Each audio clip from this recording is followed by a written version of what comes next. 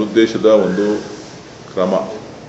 ಭಾರತೀಯ ಜನತಾ ಪಕ್ಷ ಮತ್ತು ಜನತಾದಳ ಇವತ್ತು ರಾಜ್ಯಪಾಲರ ಕಚೇರಿಯ ಮುಖಾಂತರ ಸರ್ಕಾರವನ್ನ ಅಸ್ಥಿರ ಮಾಡುವಂತ ಬೆದರಿಸುವಂತ ಕೆಲಸವನ್ನ ಇವತ್ತು ಮಾಡ್ತಾ ಇದ್ದಾರೆ. ಇವತ್ತೇನು ದೂರುದಾರರು ದೂರನ್ನ ಕೊಟ್ಟಿದ್ದಾರೆ, ಆ ದೂರು ಹಿಂದೆ ಯಾವುದೇ ಸಂಸ್ಥೆಗೆ, ಲೋಕಾಯುಕ್ತಕ್ಕಾಗಲಿ ಅಥವಾ ಬೇರೆ ಸಂಬಂಧಪಟ್ಟಂತ ಏಜೆನ್ಸಿಗಳ ಮುಂದೆ ಇವರು ಇವತ್ತಿನವರೆಗೂ ಕೂಡ ದೂರನ್ನ ಕೊಟ್ಟಿಲ್ಲ. ಏಕಾಏಕಿ ರಾಜ್ಯಪಾಲರಿಗೆ ನೇರವಾಗಿ ಕೊಟ್ಬಿಟ್ಟು ತನಿಖೆನೇ ಆಗದೆ, ವಿಚಾರಗಳು ಚರ್ಚೆಗೆ ಆಗದೆ, ಏಕಾಏಕಿ ಪ್ರಾಸಿಕ್ಯೂಷನ್ಗೆ ಅವಕಾಶ ಕೊಟ್ಟಿರ್ತಕ್ಕಂಥದ್ದು ಎಷ್ಟು ಸರಿ ಒಬ್ಬ ಮುಖ್ಯಮಂತ್ರಿಗಳ ಮೇಲೆ ಅಂತಕ್ಕಂಥದ್ದು. ನಾಳೆ ಎಲ್ರೂ ಒಂದೊಂದು ಅರ್ಜಿ ಒಬ್ಬೊಬ್ಬರ ಮೇಲೆ ಕೊಡ್ತಾನೆ ಇರ್ತಾರೆ.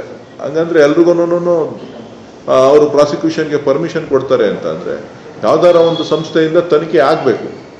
ಲೋಕಾಯುಕ್ತದಿಂದ ಆಗಬೇಕು, ಇಲ್ಲ ಪೊಲೀಸ್ ಇಲಾಖೆಯಿಂದ ಆಗಬೇಕು, ಅಥವಾ ಬೇರೆ ಯಾವುದೇ ಸರ್ಕಾರ ನೇಮಿಸ್ತಕ್ಕಂಥ ಸಂಸ್ಥೆಗಳಿಂದ ತನಿಖೆ ಆಗಬೇಕು. ಆ ತನಿಖೆನಲ್ಲಿ ತಪ್ಪಿತಸ್ಥರು ಅಂತ ಹೇಳಿ ಗೊತ್ತಾದಾಗ ಪ್ರಾಸಿಕ್ಯೂಷನ್ಗೆ ಅನುಮತಿ ಕೊಡಬೇಕೇ ವಿನಃ ಇದೊಂದು ರಾಜಕೀಯ ದುರುದ್ದೇಶದಿಂದ ಬಿಜೆಪಿಯವರು ಮತ್ತು JDSನವರು ಏನೋ ಮಾಡಿಬಿಡ್ಬೇಕು ಅಂತ ಹೇಳಿ ಪ್ರಯತ್ನ ಮಾಡ್ತಾ ಇದ್ದಾರೆ. ಅದು ಸಾಧ್ಯವಾಗೋದಿಲ್ಲ. ನ್ಯಾಯಾಲಯ ಇದೆ, ನ್ಯಾಯಾಲಯದಲ್ಲಿ ಎಲ್ಲವನ್ನೂ ಕೂಡ ನಾವು ಪ್ರಶ್ನೆ ಮಾಡ್ತೇವೆ.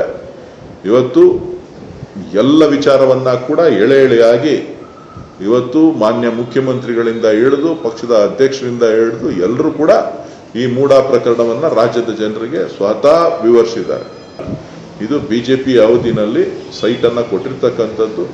ಇದು ಅವರ ಜಮೀನು ಕಳ್ಕೊಂಡಿರೋದಕ್ಕೆ ಜಮೀನಿಗೆ ಬದಲಿಯಾಗಿ ನಿವೇಶನಗಳನ್ನ ಕೊಟ್ಟಿದ್ದಾರೆ ಹೊತ್ತು ಇದು ಬೇರೆ ಏನೂ ಅಲ್ಲ.